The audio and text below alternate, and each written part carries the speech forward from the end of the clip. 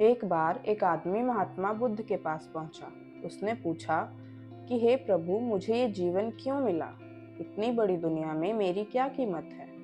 बुद्ध मुस्कुरा दिए और उस आदमी को एक चमकीला पत्थर देते हुए बोले कि जाओ, पहले इसकी कीमत पता करके आओ, लेकिन इसे बेचना मत, केवल इसकी कीमत पता करना।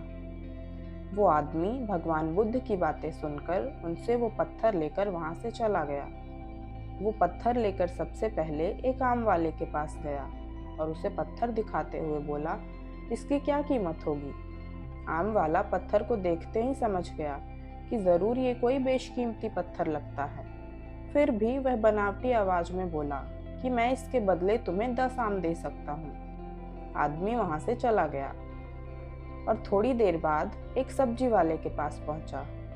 उसने उसे भी वह पत्थर दिखाया और पूछा कि इसकी क्या कीमत होगी। तो उस सब्जी वाले ने उसे बोला कि मैं इसके बदले में तुम्हें 1 बोरी आलू दे सकता हूँ।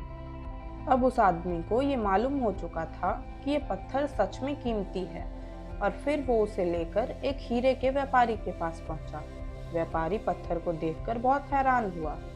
उसने कहा कि मैं तुम्हें इसके बदले में 10 लाख रुपए दे सकता हूँ।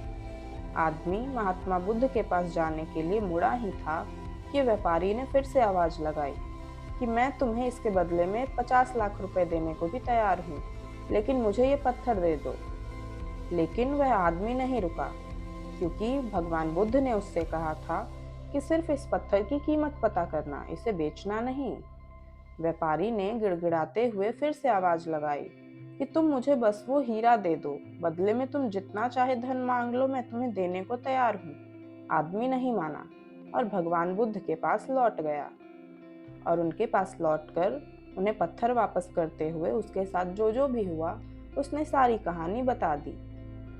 बुद्ध मुस्कुराकर बोले, आम वाले ने इसका मोल 10 आम लगाया, सब्जी वाले ने 1 बोरी आलू और हीरे के व्यापारी ने कहा कि यह अनमोल है।